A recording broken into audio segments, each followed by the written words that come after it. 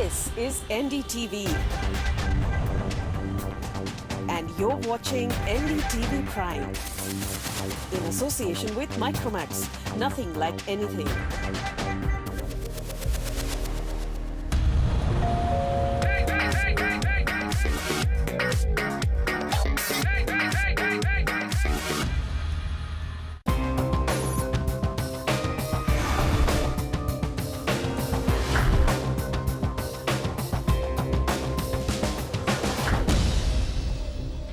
Property बाजार में निवेश की सटीक सलाह के साथ पेश है आपका पसंदीदा शो प्रॉपर्टी इंडिया।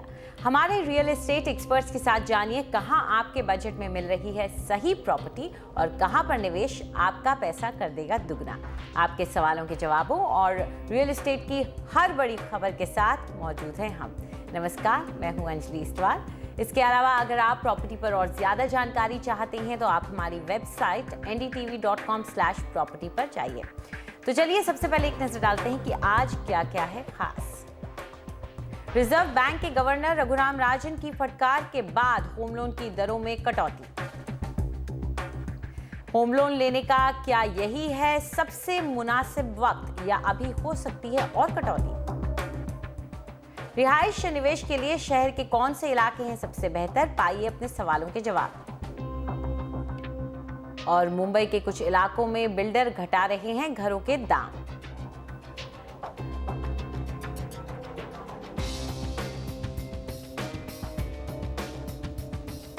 मकान खरीदने के लिए होम लोन लेने का मन बना रहे लोगों के लिए ये वक्त अच्छा है। आरबीआई गवर्नर की खिंचाई के बाद कई बैंकों ने अपने होम लोन की दरें कम की हैं। अब जबकि होम लोन की ब्याज की दर 1% की कटौती के बाद 10% से भी नीचे जा पहुंची है, तो क्या लोगों के लिए यही सही मौका है? भारतीय रिजर्व बैंक ने ब्याज दरों में कटौती की, महंगाई में भी गिरावट आई, लेकिन इन सब के बावजूद बैंकों ने अपनी ब्याज दरें कम नहीं की। तो रिजर्व बैंक के गवर्नर रघुराम राजन ने कर्जदाताओं को आड़े हाथ लिया। We want to facilitate the process of transmission. I don't see an environment where credit growth is tepid. Banks are sitting on money, so to speak. मुझे ऐसा माहौल नहीं दिखता जहां कर्ज में तेज बढ़त नहीं होगी। बैंक पैसे पर बैठे हैं और उनकी फंडिंग की लागत भी घटी है। ऐसा न मानना बकवास है। हमें लगता है कि दाम स्थिर रहेंगे और अच्छा विकास होगा। So at some point, the pressure on the banks, the competitive pressures will tell, as it is a number of corporations are borrowing directly from the markets. You've seen that announced even today. So I have no doubt that this will happen.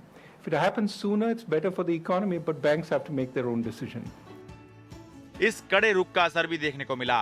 SBI, ICICI, SGFC, DHFL और India bulls housing finance जैसे प्रमुख कर्जदाताओं ने अब खुदरा उपभोक्ताओं के लिए अपनी ब्याज दरें घटा दी हैं। होम लोन की दरें 10.1% से घटकर 9.9% हो गई हैं, जिससे जाहिर है कर्ज लेने वालों की काफी बचत होगी। They're available at 9.9%.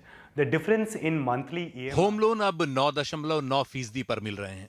अगर 50 लाख का लोन 20 साल में चुकाना है तो EMI में 829 रुपए प्रति महीने बचेंगे, यानी 20 साल के दौरान करीब 2 लाख रुपए की बचत होगी। Roughly about 2 lakhs, which is reduced outflow from your pocket to service the loan.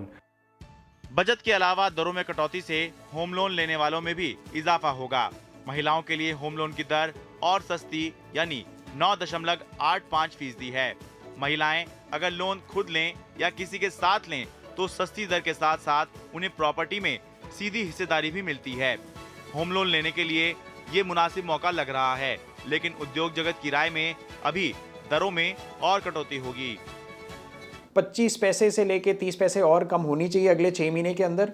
और उससे ज़्यादा जो इम्पोर्टेंट चीज़ है कि जो बिल्डर भी होगा उसको भी थोड़ी सी रिलीफ मिलेगा। तो सबसे बड़ा सवाल ये है कि दरों में और कटौती का इंतजार करना चाहिए या फिर कर्ज लेकर घर लेने का यही सही समय है। But if you have a great property, आपको अच्छी प्रॉपर्टी मिले तो निवेश करें, लेकिन ये ध्यान रहे कि अच्छा हाउसिंग लोन लें और वो भी फ्लोटिंग रेट पर, ताकि दर घटे तो आप फायदा उठा सकें। it will accrue to you when the rates are cut. Mumbai से निखिल नारायण शिवदास, NDTV। इस पूरे मुद्दे पर चर्चा करने के लिए हमारे साथ मौजूद हैं अभिषेक द्विवेदी, जो कि vice president business and operations हैं एंड पार्टनर मैनेजमेंट है bankbazaar.com के, और साथ में हैं हर्षिल मेहता, जो कि CEO हैं DHFL के।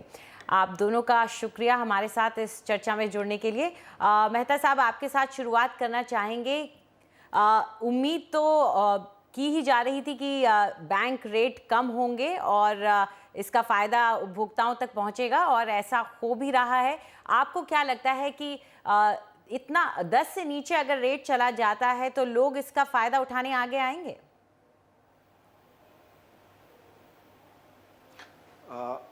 अंजलि, इसमें दो चीज़ है। जो अभी इंटरेस्ट रेट कम हुआ है उसका फ़ायदा जो कस्टमर्स है, अभी उसमें दो प्रकार के कस्टमर्स है। एक है जिन्होंने एग्जिस्टिंग होम लोन्स जिसके पास है, और दूसरे कस्टमर्स वो है जो अभी होम लोन्स लेंगे। यदि दोनों में हम देखा जाए तो इसमें से ज़्यादा अगर किसी को फ़ायदा है तो वो एग्जिस्टिंग कस्टमर्स को है, क्योंकि उनका एग्जिस्टिंग रेट जो है वो कम होगा। और नए कस्टमर्स जो है उससे थोड़ा बहुत सेंटीमेंट जो है वो ज़रूर इम्प्रूव होगा। हालांकि अगर आप EMI की दृष्टि से देखा जाए तो उसमें कोई ज़्यादा अंतर में फ़र्क नहीं आया है, पर इससे एक चीज़ ज़रूर है कि जो सेंटीमेंट है होम बाइंग का और लोन लेने का, उसमें ज़रूर एक पॉजिटिवनेस आई है, और उससे लगता है कि शायद जो कस्टमर्स है जिनको लोन लेना है तो वो शायद जाके एक डिसीजन जो है वो डिसीजन ले पाएंगे। अभिषेक, आप क्या मानते हैं? जो हमने एक सीरीज़ देखा कि सब बैंक्स और लेंडिंग जितने इंस्टीट्यूशंस हैं वो अपनी रेट कम कर रहे हैं, इस तरह का कंपटीशन एक हेल्दी कंपटीशन ही रहेगा और ये बेनिफिट करेगा शायद उपभोक्ता को। देखिए, डेफिनेटली रेट्स कम इसलिए हो रहे हैं क्योंकि जारी से इकनॉमी है वो काफ़ी अच्छा कर रही है। जो भी पैरामीटर्स होते हैं रेट कट करने के लिए, वो सारे अच्छे जा रहे हैं। इन्फ्लेशन अंडर कंट्रोल है, फ्यूल प्राइसेस अंडर कंट्रोल हैं, गोल्ड प्राइसेस कम जा रही हैं। तो ओबियसली ये जो सारे जो इकोसिस्टम है वो हेल्प कर रहा है रेट कम करने के लिए, और ओबियसली वो प्रॉम्प्ट कर रहा है कि RBI रेट कम कर रही है, रेपो रेट, और वो ओबियसली फिर बैंक उसको पास ऑन कर रहे हैं कस्टमर्स को। तो जब भी ये होता है, ओबियसली जैसे हर्षल जी ने बताया कि अगर आप एक्चुअली कैलकुलेट करो तो अगर 15-20 बेसिस पॉइंट अगर आप कम करते हो अगर लोन में, आपकी EMI में जो इम्पैक्ट आता है बहुत ही कम आता है। लेकिन जैसा कि उन्होंने कहा कि डेफिनेटली इससे बहुत एक पॉजिटिव सेंटिमेंट आता है, एक कॉन्फिडेंस आता है, और इकोनॉमी काफ़ी कुछ सेंटिमेंट पे चलती है। तो मैं डेफिनेटली ये मानता हूँ कि ये जो रेट कट हो रही है ये इससे कंज्यूमर्स को फ़ायदा मिलेगा, और उससे सिर्फ कंज्यूमर्स नहीं, रियल एस्टेट और ओवरऑल जो इकोनॉमी होगी काफ़ी इसको बूस्ट मिलेगा। जी मेहता साहब, सिर्फ सेंटिमेंट्स की बात नहीं है। अगर हम बात करें कि जो छोटे बजट वाले बायर्स हैं उनके लिए भी ये एक मौका हो जाता है, उनको एक पॉजिटिव, आपने कहा कि सेंटिमेंट आ रहा है तो शायद वो जो पैसा लगाने से बच रहे थे क्योंकि वो अपने पैसे को लेके ज़्यादा प्रोटेक्टिव हैं, तो शायद अब उनमें भी घर खरीदने का एक थोड़ा सा कॉन्फिडेंस आए।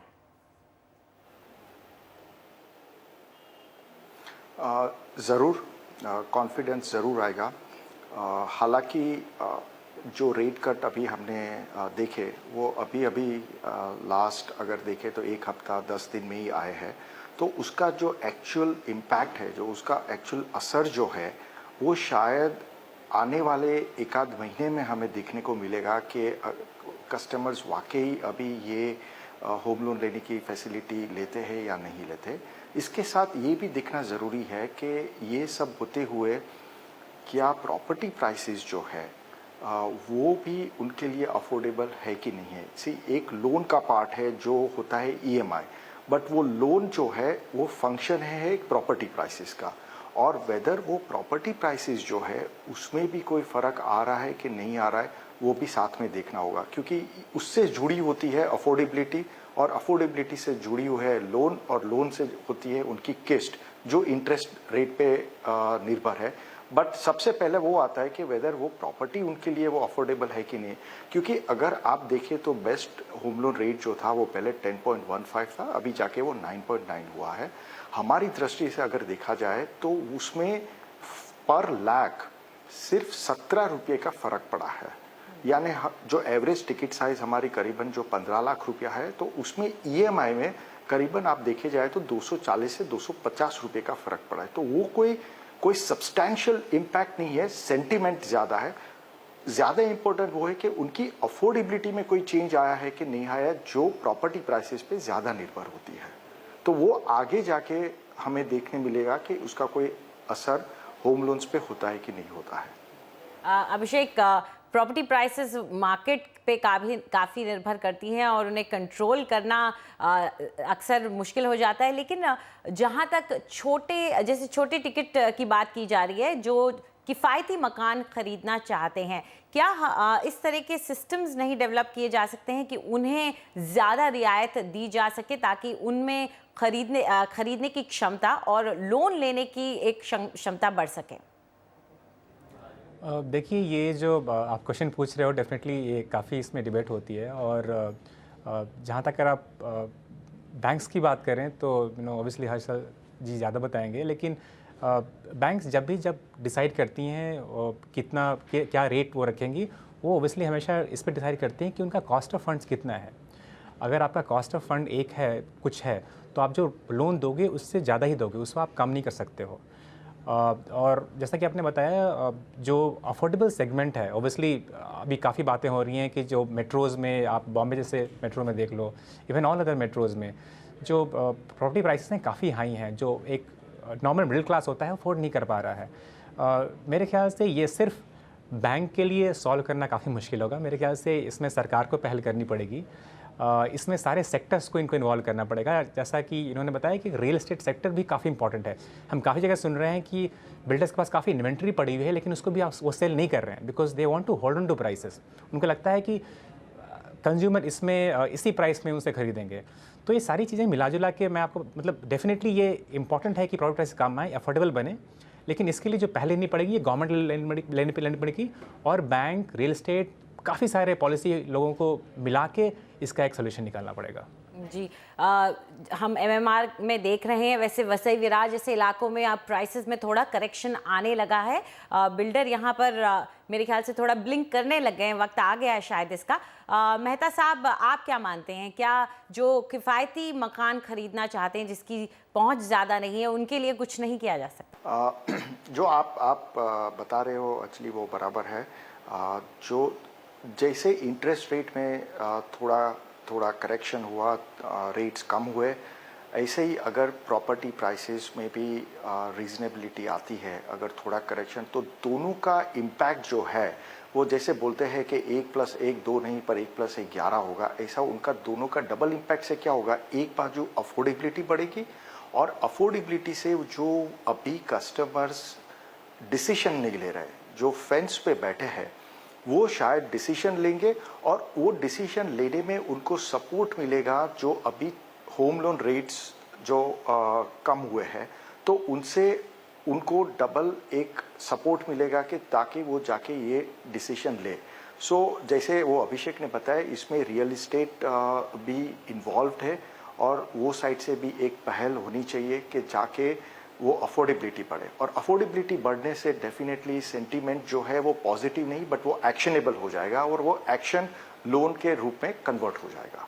जी, चलिए, आपसे जाते जाते ये पूछना चाहेंगे मेहता साहब कि कई लोग इस इंतज़ार में बैठे रहते हैं कि शायद और कट हो जाएगा, शायद और कट मिल जाएगा, आप उन्हें क्या एडवाइस देंगे इस वक्त?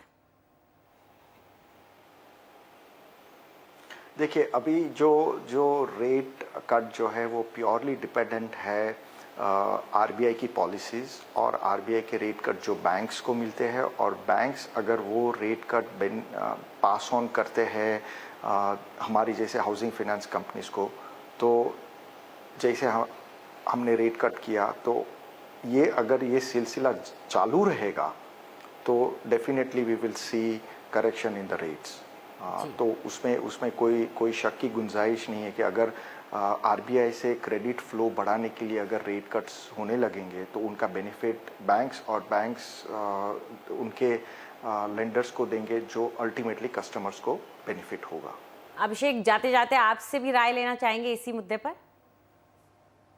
देखिए इन्होंने एक ओवरऑल सेंटिमेंट जो भी जा रहा है काफ़ी पॉजिटिव जा रहा है और जैसा कि ये कहना बहुत मुश्किल है कि कम होगा या कम नहीं होगा, लेकिन हाँ सेंटिमेंट कई पॉजिटिव जा रहा है और इनफैक्ट मेरे ख्याल से सारे लोग एग्री करेंगे कि कई बार ऐसा होता है कि कस्टमर सोचते हैं कि रेट्स कम हो रहे हैं, थोड़ा सा और वेट कर लेते हैं, शायद रेट्स थोड़े से और कम हो जाएं। चलिए, आप दोनों हमारे साथ इस चर्चा में जुड़े उसके लिए बहुत बहुत शुक्रिया आपका।